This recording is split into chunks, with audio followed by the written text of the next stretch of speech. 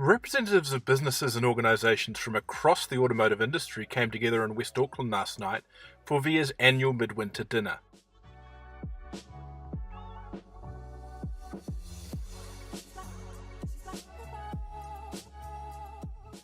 This year's sponsors were Provident Insurance and Stadium Finance. Provident Chief Executive Steve Owens told the crowd it was important to back the organisation with the work it does for the industry. We want to give back to the industry that supports our industry, and the VIA works so hard on behalf of ourselves. I know that they contribute hugely to our business. VIA Chief Executive David Vincent told the crowd it has been a tough year for the import trade. It's been a hell of a year. We were going to be, as Graham has said, we were going to be celebrating our 30th anniversary this year, but we've decided to defer it until the celebrations until next year, because that's the magnitude of the issues we've been dealing with. We've had crises the like of which I don't think we've ever seen in the industry. I certainly haven't seen anything like it in my 15 years in this role and my 40 years in the industry. And I won't use the term perfect storm, because that indicates or suggests a confluence of events. You've got tide and wind and weather and waves and stuff. But when you get through it, you come out into smooth waters and plain sailing. And that's not what we've had. He noted the stink bug issue has hit the industry hard, but its efforts to fix the problem were a success. Overall, there have been tens of millions of dollars worth of losses in shipping delays, in additional ships. Some companies have had to double their shipping to try to deal with this increased supply. So we had additional ships and sailings, all the storage, and 7 weeks of lost trading. But when we think back about it, although it didn't seem like it at the time, and even now it doesn't seem like it, there were some real successes out of that. And the first one is that we prevented the stink bugs from becoming established. And that's not insignificant, that's really serious. Our tens of millions of dollars of losses, when you think about it, they pale into insignificance when you compare it with the over $6 billion and 60,000 jobs involved in the horticulture and viticulture industry. So although we were hammered and really took a hit, when you get it in balance, I think personally that the industry and government departments involved, we deserve to congratulate ourselves for the way that was handled.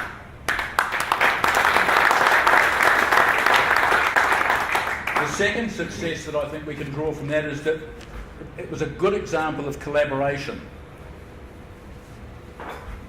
at different industry sectors and government departments. And it wasn't easy. These are people who are competing with each other. We've got people the regulators doing their thing. We've got industry wanting to get stuff going again and wanting some certainty and wanting to know what's going on.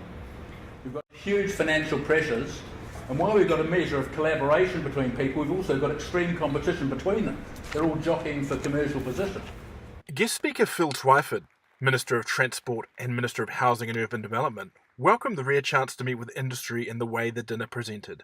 And it's great to be here with a group of people who care so passionately about this industry, and to see that competition and collaboration can coexist so productively and happily.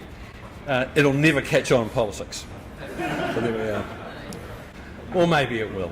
He acknowledged the industry's response to the stink bug threat. So I know that you've had a tough year, and that was actually a very poignant account, David. It's great to see how seriously the industry took the biosecurity threat. Biosecurity, in my view, is one of the biggest, along with kind of the challenge posed by being the shaky isles and the constant threat that we live with of natural disasters through earthquakes and so on. Biosecurity threats are really the new normal for us in New Zealand now, and are among the greatest threats to our security and prosperity as a nation. So, Twyford spent much of his speech discussing the ways transport will change in the future. And your industry, and I don't think I need to tell you this, it's nothing new to you, but your industry really is at kind of the sharp edge of many of these changes. And so I want to talk about some of the things that are going on in transport around the world and here, and how it's going to change our lives, change the economy, and how together government and your industry can work together to mitigate some of the risks and to harness the opportunities. He also noted the government is committed to improving road safety. Our transport policy has elevated safety as one of the top goals of the entire transport policy. We want to reduce the number of people who are dying and getting serious injuries on the roads mostly. While most questions to the Minister revolved around public transport, the future of the Ports of Auckland was a lively topic. What's the government's opinion on Ports of Auckland's current location and its future?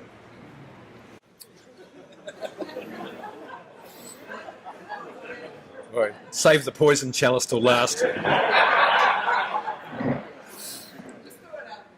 So, as part of our coalition agreement between New Zealand First and Labour, we committed to doing an Upper North Island supply chain study to inform some decision making about the future configuration of the ports.